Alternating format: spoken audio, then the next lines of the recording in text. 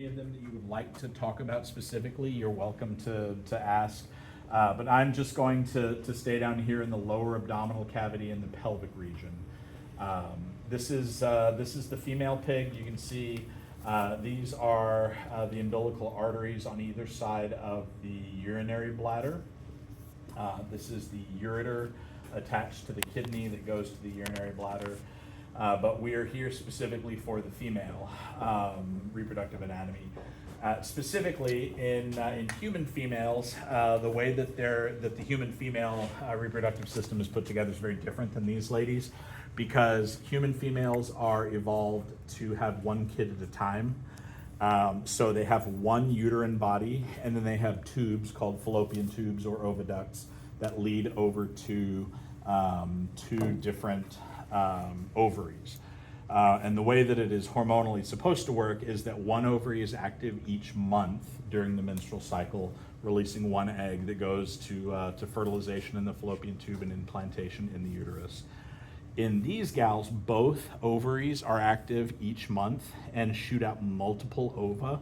So instead of having one uterine body, they actually have a very small, what's called uterine trunk, that is a common, there's no left and right to it, it's a common structure.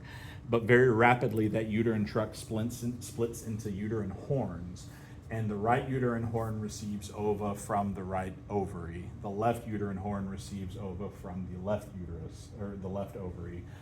And then typically the ova that get fertilized get implanted in their respective sides of the uterine horn, which means it's kind of cool in these gals. A lot of the research that has been done on human hormonal reaction in the female physiological system has been done on pigs, because you can apply a medication to one ovary in a pig and see how it affects that horn, and use the other one in the same exact individual as the control.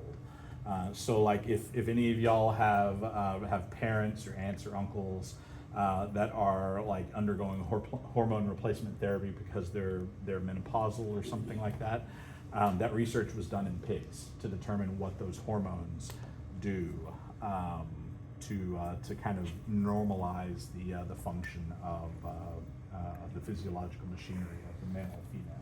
Okay. So what we have here then is the uterine horns. You can see this is the left horn right here, and the right horn here. The ovaries on this girl are pretty small because she's relatively behind in development compared to some of the other big pigs that we have in here. But that is an ovary right there. You can see this little tiny marble-looking thing right there. That is another ovary. The fallopian tubes or the oviducts are little bitty tiny things that you could see if we used a magnifying lens or something, but they are immediately around the ovary. And where things get to be a larger tube is actually the horns of the uterus. Okay? So she is evolved to have 12, 15, 20 piglets at a time. Really big pigs can have up to about 20 piglets. Most standard size pigs that are 150, 200 pounds are going to have fewer than 8 offspring at a time, but still opportunity for lots and lots of growth really rapidly. Okay. Does anybody have any questions about the female? You good? Okay. Then if y'all will bring testicle in here. Oh, there is one right there. Okay. There's on the other side. It's just, you opened up one side very nicely. The other side has not been opened at all. Okay, so this group has already pulled out the left testicle. They've already opened the left side of the scrotum and pulled out the left testicle. I'm going to do the same with the right side here. And I'm going to go from the external scrotal surface rather than the internal scrotal surface to get that testis out.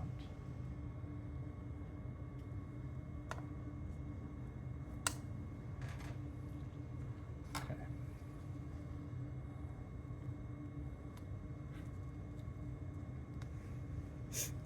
There it is. Okay, so I've just cut out through the surface of the testis, or through the surface of the scrotum, and I'm just going to now pull this farther so that I can get that testicle out a little bit more. Okay, So what we've got here, do y'all have a pair of scissors? Is there scissors under them? No, I just put them on. Can someone grab me a small pair of scissors, please? I'm gonna make getting this testicle out a little bit more easy. Doctor. All right, so the first thing hopefully that you notice here is what you're looking at is the testis inside of a set of connective tissue called the capsule. The capsule is a sheath that covers over the testis, epididymis, vas deferens, artery, vein, nerve, and muscle that all attach to the testicle. And that sheath is there for exactly one purpose, to keep the testis from twisting around too much. The testis in most mammals is what's called a pendulous testicle. It hangs down free and loose in a scrotum. Does anyone know why most mammals have a scrotum?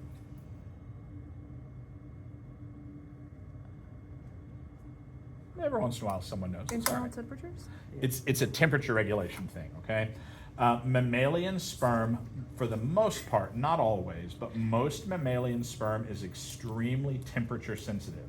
At 98.6 degrees, roughly, a mammalian sperm cell activates. And once it activates, it has somewhere in the neighborhood of typically 48 to 72 hours of active life before it burns all of its energy and dies, okay?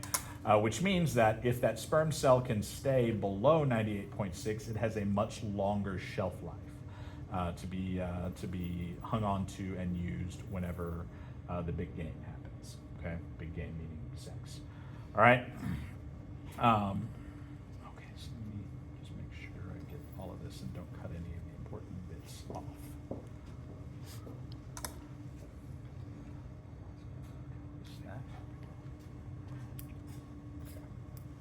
All right.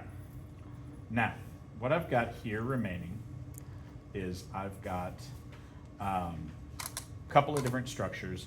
Right there is the testis itself, and then surrounding the testis is this structure, which is actually in this individual relatively small.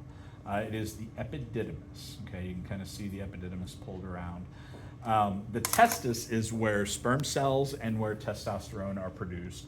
Whenever sperm cells are produced, if they stay in the testis and the testis is away from the body cavity, it stays slightly below 98.6 degrees, which keeps the sperm cell inactive. Whenever that sperm cell actually goes from the testis, from the epididymis into the body cavity and ultimately through the urethra for ejaculation, it warms up and activates. But if you keep the testis really close to the body wall, it stays closer to 98.6 and it can activate the sperm cell inside of the testis, shortening its shelf life. Okay? So sperm are created inside the testis. They are stored inside of the epididymis. The epididymis is like the locker room, right? Where you do all of your warm-ups, you do all of your stretching, you get ready, and you just wait until it's actually time to go out on the court. So the sperm cells sit there and they hang out and they hang out and they hang out in a bunch of tubules called convoluted tubules. Whenever ejaculation occurs, that muscular spasm we call ejaculation tenses the smooth muscles of the convoluted tubes and spasms them out. They go into the vas deferens, which is a tube coming down here that goes through the spermatic cord. They go through a series of different glands, the bulbourethral gland, the Cowper's gland, what we call the prostate gland, and they pick up different components of the seminal ejaculate. Then they eventually go through the urethra, which joins up from the ureters past the urinary bladder into the penis for actual ejaculation.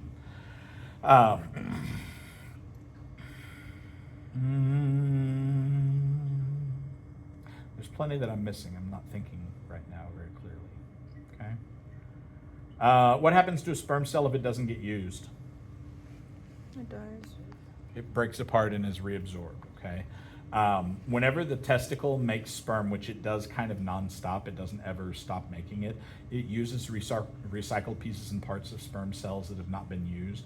So if a sperm cell is made and then it gets into the convoluted tubules of the epididymis, it either is ejaculated and used, or it is broken apart and reabsorbed and reused in making future sperm cells.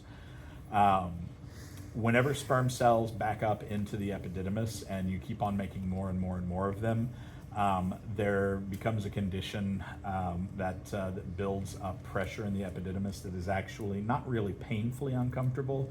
It is just a sensation that is ever present in the male's anatomical structures that enhances the likelihood that ejaculation is going to occur. So that ejaculation is either going to occur through the process of self-stimulation, masturbation, or it is going to happen through sexual contact of some sort, or it is going to happen in an autoerotic fashion, which is what you and I know as a wet dream. It is going to happen while a male sleeps. He has a particularly erotic dream. He ejaculates. That is all a natural, normal, healthy anatomical response to not getting rid of sperm cells in the old-fashioned way. It happens naturally whether you purposefully do it or not. Okay? Questions? I got weird for a moment, I know.